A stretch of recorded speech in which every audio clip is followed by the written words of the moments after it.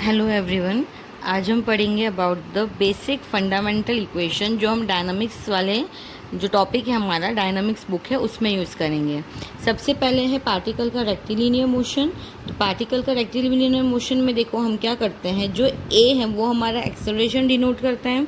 ठीक है, हमें पता है कि एक्सेलरेशन हमारा क्या होता है, rate of change of velocity होता है। ठीक है, तो ए इक्वल टू होता है हमारा D V upon D T. Clear है यहाँ तक। फिर हमारा जो वेलोसिटी है ना, वेलोसिटी क्या होता है, rate of change of distance, sorry rate of change of displacement with respect to time, यानी D S by D T से इसको मैं डिनोट कर सकती हूँ। सो देखो अब हम यहाँ से क्या करेंगे, इन दोनों इक्वेशन से देखो हमें क्या मिल जाएगा, A D S equal to V D V हो जाएगा।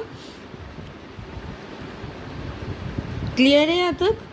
ये तीनों इक्वेशन जो मैंने जो क्वेश्चन करवाया था उसमें डायरेक्ट यूज़ कर दी थी, तो वो इधर से आई है ना, पार्टिकल का रेक्टिलिनियर मोशन। फिर है तुम्हारा पार्टिकल का कर्विलिनियर मोशन, यानी अगर हम कर्व की बात करते हैं है ना, तो कर्व में देखो हमारा क्या हो जाएगा, जैसे अगर एक्स वाई जेड कोऑर्डिनेट की बात कर रही हूँ तो वी एक्स क्या हो जाएगा, एक्स डॉट यानी एक्स सिंगल डॉट। इसका मतलब है कि हम वेलोसिटी की बात कर रहे हैं। ठीक है, अगर डबल डॉट होता है इसका मतलब क्या है, इसका डबल टाइम डिफ्रेंशिएशन यानी एक्सेलरेशन। क्लियर है यहाँ तक। अगर मैं एक्स जो है, अगर एक्स डिस्टेंस का सिंगल टाइम डिफ्रेंशिएशन कर रही हूँ तो मुझे वेलोसिटी मिलेगा, और उसी का अगर वापस डिफ्रेंशिएशन करेंगे तो हमें एक्सेलरेशन मिलेगा। क्लियर है यहाँ तक। सिमिलरली वाई और जेड के लिए भी लिख दिया है। फिर आता है अगर आपका rigid body motion along about a fix axis, यानी किसी भी रिजिड बॉडी का एक फिक्स एक्सिस के अलोंग उसका मोशन, वो हो जाएगा हमारा alpha equal to D W by D T. W हमें पता है, sorry, alpha equal to D omega upon D T, इसको ओमेगा बोलते हैं। और ये हमारा हो जाएगा D theta by D T, यानी होता है हमारा एंगुलर वेलोसिटी। तो omega W D W equal to alpha D theta. Clear है यहाँ तक। अगर हम किसी पॉइंट पी पर लेंगे, ये मैं आगे जब क्वेश्चन आएगा तो अच्छे से एक्सप्लेन कर दूंगी। तो किसी पॉइंट पी पे हमारा एस हो जाता है थीटा आर, वी हो जाएगा ओमेगा आर, ए टी हो जाएगा हमारा alpha R, and A N हो जाएगा ओमेगा स्क्वायर आर। क्लियर है यहाँ तक। अब इक्वेशन ऑफ अ मोशन, किसी भी पार्टिकल के लिए इक्वेशन ऑफ मोशन हमारी क्या हो जाएगी, sigma F equal to M A. Clear है। रिजिड बॉडी के लिए इसके क्या हो जाएंगे, एक्स वाई कंपोनेंट में ये स्प्लिट हो जाएगा। तो ये बेसिक फॉर्मूले समझ में आ गए होंगे। अब हम उन चीज़ों के बारे में डिस्कस करेंगे, यानी उन टर्म्स टर्मिनोलॉजी के बारे में पढ़ेंगे जो मैं डायनामिक्स में यूज़ करूँगी। सबसे फर्स्ट टर्म है हमारा स्पीड।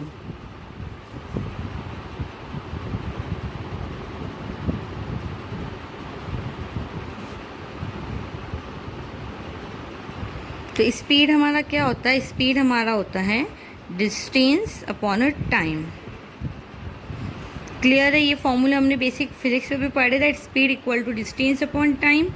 ठीक है, कई बार डिस्टेंस को यहाँ पे एस से भी डिनोट कर लेते हैं ना, तो कंफ्यूज मत होना, वो सेम चीज़ है। फिर आता है तुम्हारा स्पीड में सबसे पहला टर्म आएगा यूनिफॉर्म या फिर कांस्टेंट स्पीड।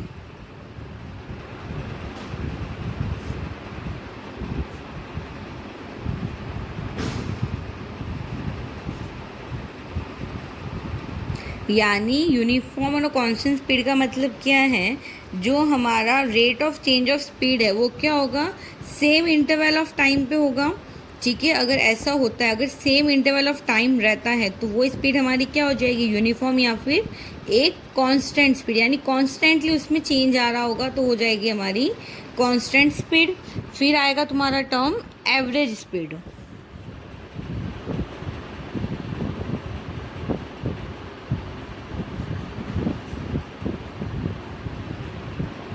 यानी टोटल डिस्टेंस, जितना डिस्टेंस टोटली कवर हुआ है ना, और जितना टाइम हमें लगा है टोटल, इन टोटल की अगर मैं बात करूं, सो एवरेज स्पीड क्या होता है हमारा, टोटल डिस्टेंस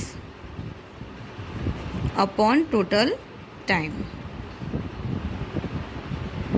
क्लियर है यहाँ तक। फिर है डिस्प्लेसमेंट।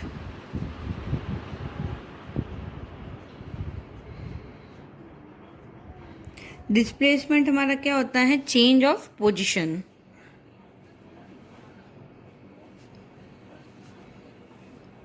इसको शॉर्टेस्ट डिस्टेंस भी कह सकते हो। जैसे ये एक पार्टिकल है ए एंड बी और ये हो गया सी। क्लियर है? तो अगर ये पार्टिकल क्या है, ए से सी जा रहा है, फिर सी से बी जा रहा है एंड दिस, तो अगर मुझे बताना है कि ए से बी पार्टिकल का डिस्प्लेसमेंट क्या होगा, सॉरी डिस्टेंस, तो ये हो जाएगा ए सी प्लस सी बी, क्योंकि ये ऐसे ट्रैवल करके गया, यानी जितना वो टोटल ट्रैवल कर रहा है वो तो इसकी डिस्टेंस हो जाएगी, और जो इसके बीच का जो शॉर्टेस्ट डिस्टेंस होता है ना, जो इसकी चेंज इन पोजीशन है, यानी ए पे था, इसकी पोजीशन कहाँ चेंज हो गई, बी पे चेंज हो गई, तो ये जो हो जाएगा ये हमारा हो जाएगा डिस्प्लेसमेंट। फिर है तुम्हारा टर्म वेलोसिटी। वेलोसिटी हमें पता है क्या होता है, rate of change of displacement with respect to time.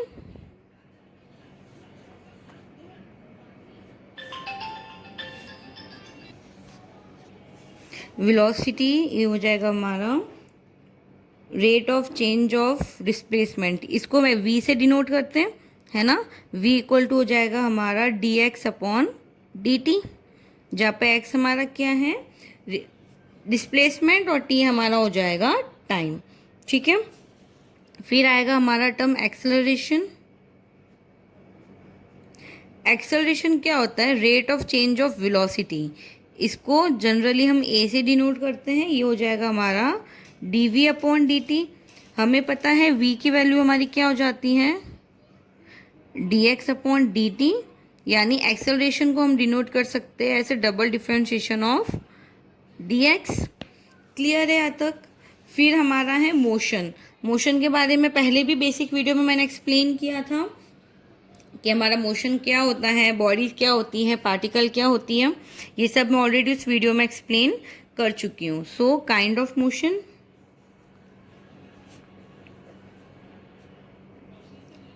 सबसे पहला आता है हमारा टर्म रेक्टिलिनियर मोशन।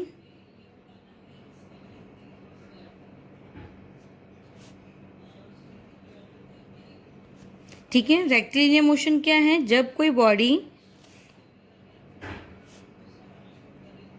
एक लीनियर पाथ पे मोशन कर रही है ना, तो उसको हम क्या बोलते हैं, रेक्टिलिनियर मोशन। ठीक है। रेक्टिलिनियर मोशन की भी 3 टाइप है। सबसे पहला टाइप क्या हो जाएगा, जब हमारा जो बॉडी है या जो हमारा पार्टिकल है वो जब रेक्टिलिनियर मोशन कर रहा है, उस पर कंडीशन हमारी क्या लगेगी कि उसकी जो वेलोसिटी है ना, अगर वो कांस्टेंट है, यानी पहली कंडीशन हो गई कि उसकी जो वेलोसिटी होगी, यानी rate of change of displacement, वो हमारा कांस्टेंट होगा। सेकंड हमारी कंडीशन बनती है कि उसका जो वेलोसिटी है वो तो वेरिएबल होगा, लेकिन जो एक्सेलरेशन है वो हमारा कांस्टेंट रहेगा, यानी एक्सेलरेशन हमारा कांस्टेंट रहेगा।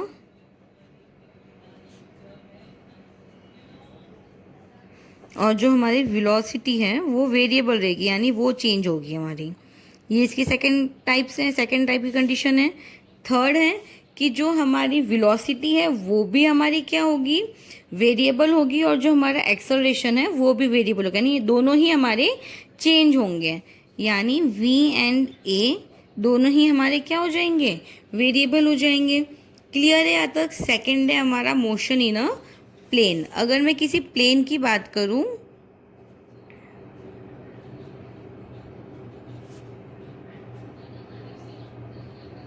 तो पहला हमारा हो जाएगा सर्कुलर मोशन। भाई किसी भी प्लेन में बॉडी क्या है, सर्कुलर मोशन कर सकती है, पैराबोलिक मोशन कर सकती है। क्लियर है यहाँ तक?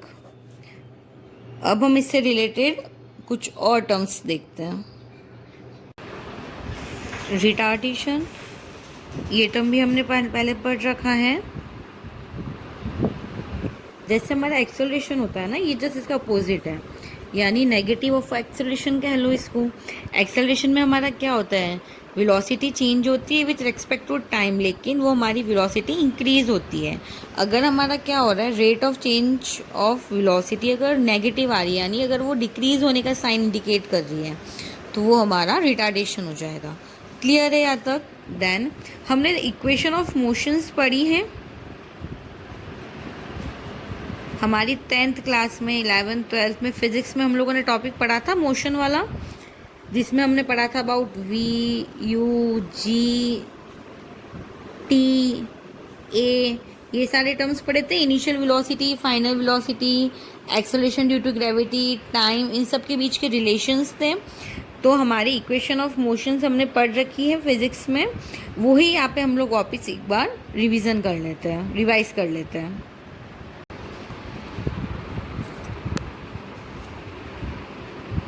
इक्वेशन ऑफ मोशन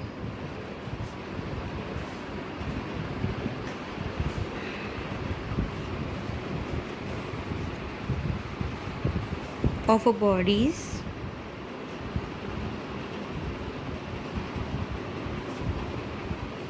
फॉलिंग और राइजिंग वर्टिकली। यहाँ पे मैं वर्टिकली कंडीशन की बात कर रही हूँ कि है ना, अगर वर्टिकल पोजीशन पे कोई बॉडी है वो या तो गिर रही है या फिर उठ रही है, या तो नीचे गिरेगी या फिर वो अपसाइड मूव करेगी, है ना। तो देखो उस केस में हमें पता है कि अगर बॉडी वर्टिकली मोशन कर रही है ना, तो उसका acceleration due to gravity G हो जाएगा। और अगर नीचे की तरफ गिर रही है, यानी बॉडी अगर गिर रही है, तो हमारा जो ग्रेविटेशनल फोर्स है, जो हमारा फोर्स है वो ग्रेविटेशनल फोर्स रहेगा, पॉजिटिव रहेगा। क्यों? क्योंकि हमारा क्या है, बॉडी ग्रेविटी की तरफ ही गिर रही है, तो हमारा जो जी है वो पॉजिटिव रहेगा, है ना। और अगर ये बॉडी हमारी राइज कर रही है, यानी अगर ऊपर की तरफ जा रही है, तो क्या होगा, वो हमारा ग्रेविटी के अगेंस्ट वर्क कर रही होगी। इसका मतलब ये है जो हमारा एफ होगा इक्वल टू माइनस जी होगा, यानी opposite to the gravitational force. Plus minus यहाँ पे डायरेक्शन इसके शो करेंगे। क्लियर है यहाँ तक? सो हमारी इक्वेशंस देखो क्या हो जाएगी। मैं बात कर रही हूँ इन द केस जब बॉडी नीचे फॉल हो रही है, तो हमारा v हो जाएगा u plus G T, h equal to U T plus half G T square and v square equal to U square plus 2gh। Clear है यहाँ तक? ये कहाँ से डिराइव हुई, इतना हमारे कोर्स में नहीं है, ठीक है। ये इक्वेशन हमें याद रखनी है। अगर यही मैं बात करूँ for a body rising up vertically upward, तो ये हमारा हो जाएगा v equal to U minus G T, h equal to U T minus half G T square and v square equal to U square minus 2gh। Clear है यहाँ तक? Equation of motion of a body falling and rising vertically downward condition के लिए और upward condition के लिए। अच्छा, इसमें हमारा अगर एक केस ऐसा हो कि बॉडी हमारी इनिशियली रेस्ट पर हो, ठीक है, और फिर वो नीचे मूव करी, यानी हमारा जो इनिशियल वेलोसिटी है, केस हमारा क्या बनता है इसमें कि जो हमारी इनिशियल वेलोसिटी है वो अगर ज़ीरो हो, तो हमारा देखो इक्वेशन क्या बन जाएगी for a falling body, v equal to G T, h equal to half G T square and v square equal to 2gh। Clear है यहाँ तक? तो ये वाली इक्वेशन सभी को समझ में आ गई होगी। अब कुछ और फॉर्मूलाज देखते हैं। हाईएस्ट हाइट अटेन्ड, ये हो जाएगा हमारा h equal to U square upon 2g, ठीक है। फिर है time to the highest height, ये हो जाएगा t equal to U by G, ये फॉर्मूले हमें याद रखने हैं। फिर है time to a given height h, यानी किसी भी हाइट h पे हमारा टाइम क्या हो जाएगा, t equal to U, U हमारा इनिशियल वेलोसिटी होता है, plus minus under root U square minus 2gh upon G हमें पता है acceleration due to gravity. Clear है, यू हमारा initial velocity and G acceleration due to gravity. ये हमारी हाईएस्ट हाइट, यानी कोई भी बॉडी कितना हाईएस्ट हाइट अटेंड कर पाएगी उसका फॉर्मूला। फिर है time to reach to the ground when projected from a height h with the velocity u। यानी कोई एक बॉडी है, ठीक है, उसको मैंने क्या किया, ग्राउंड से सबसे पहले h हाइट पे उसको मैंने फेंका विद द वेलोसिटी u, यानी u वेलोसिटी के साथ उसको h हाइट तक फेंका। तो वहां से ग्राउंड पे वापस आने के लिए उसको कितना टाइम लगेगा। क्लियर है क्या बोल रहा है मेरा ये फॉर्मूला? किसके लिए है कि अगर कोई बॉडी है वो मैंने u वेलोसिटी के साथ एक सर्टेन हाइट h तक उसको मैंने फेंका है, तो वहां से वापस ग्राउंड में आने में उसको कितना टाइम लगेगा। तो वो हो जाएगा h equal to minus U T plus half G T square.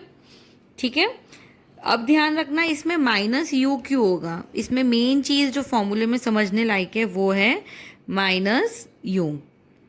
सो अगर कोई बॉडी है, देखो उसको मैंने यहाँ से u वेलोसिटी के साथ भेजा है, ठीक है, ये u वेलोसिटी के साथ मैंने h हाइट पे बॉडी को भेज दिया। अब यहाँ से जब ये वापस आ रही है तो इसका g जो है वो तो हमारा क्या हो जाएगा, पॉजिटिव हो जाएगा। क्यों?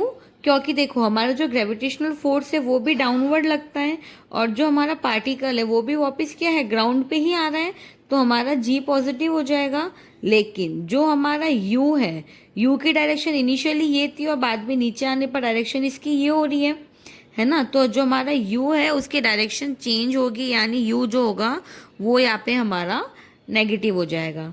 क्लियर है कि फॉर्मूले में यू नेगेटिव क्यों आया, बल्कि हमारा फॉर्मूला तो क्या था, h equal to U T plus half G T square, क्योंकि पार्टिकल नीचे की तरफ आ रहा है ना, तो यानी यू की जो डायरेक्शन है वो चेंज हो रही है।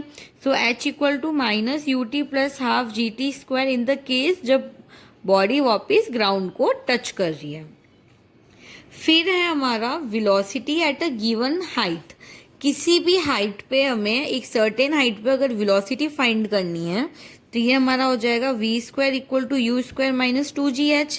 भाई अगर किसी हाइट की अगर मैं बात कर रही हूँ तो हाइट तो हमारा क्या होगा, अपसाइड ही होगा, यानी जो हमारी ग्रेविटेशनल फोर्स है जो हमेशा डाउनवर्ड लगता है उसके अपोजिट ही होगी हाइट, इसलिए हमारा ये क्या हो जाएगा, V square equal to minus U square minus 2gh। ठीक है, ग्रेविटेशनल फोर्स हमारा क्या हो जाएगा, अपोजिट डायरेक्शन में वर्क करेगा, यानी जो वेलोसिटी है एट अ गिवन पॉइंट वो हो जाएगी हमारी v equal to plus minus under root U square minus 2gh। Clear है यहाँ तक? आगे f equal to time of fall and velocity on reaching the ground again, यानी किसी भी बॉडी को जब वो वापस ग्राउंड को रीच कर रहा है तब उसका वेलोसिटी एंड टाइम क्या हो जाएगा, तो उसका रिलेशन है हमारा U square upon 2g equal to half G T dash square, यानी T dash equal to U by G equal to T, यानी टी डैश जो है हमारा वापस आने का टाइम और वापस ऊपर जाने का टाइम। सो दोनों हमारे इक्वल होते हैं, यानी जितना टाइम किसी बॉडी को ऊपर जाने में लगता है उतना ही टाइम उसे वापस नीचे आने में लगता है। क्लियर है? यहाँ तक इस फॉर्मूले से क्लियर होगा कि time taken by a body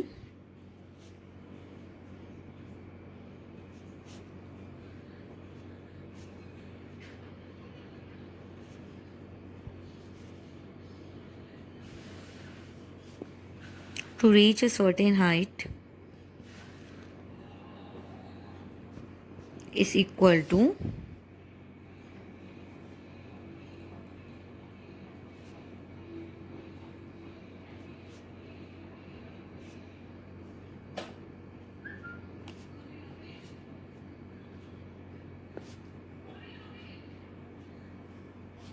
reach ground again, यानी जितना टाइम बॉडी ऊपर जाने में लगाएगी उतना ही टाइम वापस नीचे आने में लगाएगी। क्लियर है यहाँ तक? सो ये वाले फॉर्मूले सभी को अच्छे से क्लियर हो गए होंगे। ये था केस जब हमारा बॉडी एक वर्टिकल प्लेन में मोशन कर रहा है, ठीक है। Distance transversed in n second, ये हो जाएगा हमारा S N equal to U plus 1/2g 2n-1, ठीक है। ये हो जाएगा जब हमारा पार्टिकल या जब हमारी कोई बॉडी है वो नीचे की तरफ ट्रैवल कर रही होगी। जब वो ऊपर जा रही होगी तो यहाँ पे हो जाएगा माइनस। क्लियर है, क्योंकि जी हमारा नेगेटिव रहता है हाइट पे। फिर है हमारा average velocity of a particle moving with a constant acceleration. ये हो जाएगा हमारा हाफ v प्लस यू, जहाँ पे v होती है हमारी फाइनल वेलोसिटी एंड u होती है हमारी इनिशियल वेलोसिटी, ठीक है। अब हम नेक्स्ट पढ़ते हैं। A particle is projected vertically upward. If after time t1 and t2 it is at a height h, यानी कोई पार्टिकल है उसको हमने वर्टिकली अपवर्ड फेंका है ना, तो after time t1 and t2 वो क्या करेगा, एक हाइट h अटेंड कर लेगा। तो इसकी जो इनिशियल वेलोसिटी है यानी जो v है वो हो जाएगा half g t1 plus t2, जहाँ पे t1 t2 हमारा टाइम हो जाएगा, h हो जाएगा हमारा half g t1 t2। Highest height जो पार्टिकल अचीव कर पाएगा वो हो जाएगा 1/8 g t1 plus t2 square and the velocity at half of the height हो जाएगी half g under root t1 square plus t2 square. Clear है यहाँ तक। नेक्स्ट इसमें हमारा टर्मिनोलॉजी में टर्म है मोमेंटम। हम सबको पता है कि मोमेंटम हमने फिजिक्स में पढ़ा है, क्या होता है, it is a product of a mass and a velocity of an object. यानी किसी भी ऑब्जेक्ट का जो मास है और उसका जो वेलोसिटी है उसका जो प्रोडक्ट है वो हमारा मोमेंटम कहलाता है, ठीक है। मोमेंटम हमारी एक वेक्टर क्वांटिटी होती है, यानी इसमें मैग्नीट्यूड भी होता है एंड डायरेक्शन भी होता है। मोमेंटम को हम जनरली रो से रिप्रेजेंट करते हैं इस टाइप से, P equal to M V, P clear है, इक्वल टू एम वी। ये क्या होता है, मोमेंटम हमें डायरेक्शन बताता है कि किस डायरेक्शन में हमारा जो बॉडी है वो मूव कर रही है, यानी मोमेंटम जो है हमारा एक वेक्टर क्वांटिटी है। क्लियर है यहाँ तक। इसके आगे हम लोग न्यूटन्स लॉ पढ़ेंगे in next video. Thank you so much.